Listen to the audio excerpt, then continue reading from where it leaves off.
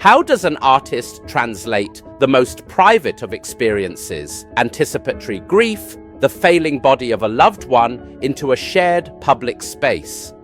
For Hong Kong multimedia artist Michele Chu, the answer lies in creating fragile architectures of intimacy. But this was not her starting point. Long before crafting spaces for private grief, Chu began as a public investigator of human connection. In her 2017 TEDx talk, she asked, "Where has the human connection gone?" and set out to design answers. She conducted playful, provocative social experiments. I conducted a series of social experiments. The first one is on eye contact. Testing the power of sustained eye contact. It was these few words. I love you. I love you. At the end of our interaction, a lot of them hugged me and exchanged contact information with me, told me to drop by their latest gig or even their workplace. It was beautiful. Using mistletoe to create moments of shared surprise. The second experiment I did was the mistletoe experiment. This is what happened.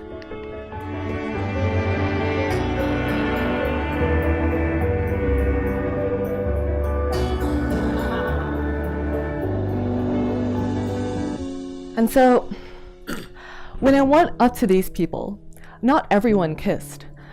Some people, they just ignored me and my presence, and I felt really small and uncomfortable, almost like invisible.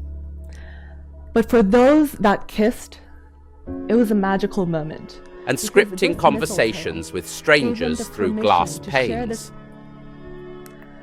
The third experiment I did was cue card experiment. This evolved into me going up to different cafes with those glasses. These were not just performances, they were prototypes. Chu was learning how to use simple frameworks, a glance, a ritual, a barrier, to engineer moments of vulnerability and trust between people. She was designing the blueprints for connection.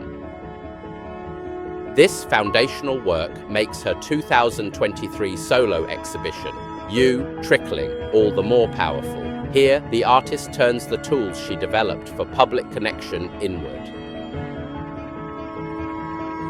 The playful social framework becomes a sacred, personal ritual. The gallery transforms into a meditative journey through personal and collective loss. It invites us to consider how art can function as both a private excavation and a public manual, offering a language, a space, and a method for navigating emotions for which we often have no words.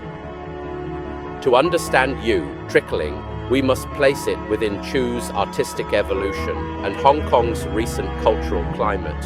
Her early work used physical barriers as safety nets to engineer intimate connections between strangers.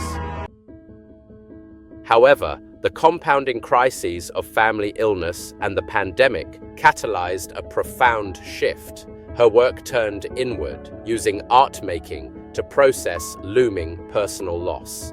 You Trickling emerges from this pivot, representing a move from facilitating.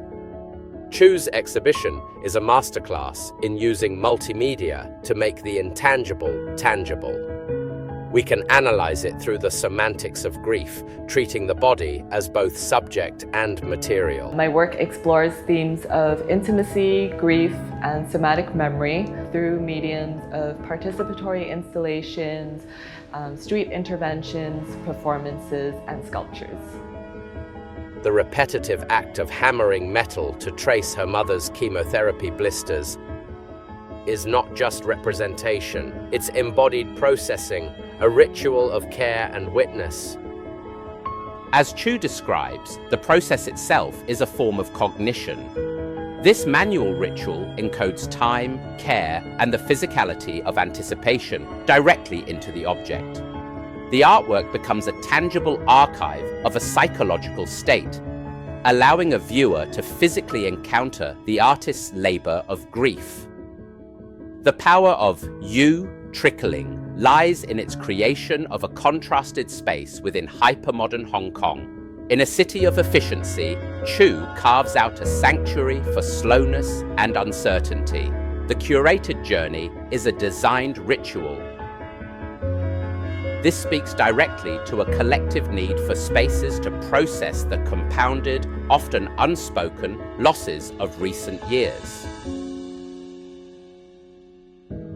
Chu's reflection on the you reveals the exhibition's profound ambiguity and generosity. It is a personal elegy that opens itself to become a mirror for the visitor's own emotions. This fluid address is key to its public function. Chu evolves from a social facilitator to a personal cartographer of emotion. Using water, glass, and metal to give form to grief's seeping, fragmentary nature. In sharing this vulnerable map, she provides a crucial, non-verbal framework for a city grappling with how to care for itself. What I find most powerful is how Chu's work moves beyond art to become a manual. It convinces me that to architect spaces for intimate encounter is to actively build new possibilities for reconnection. I'd love to know if her work resonates with you in the same way.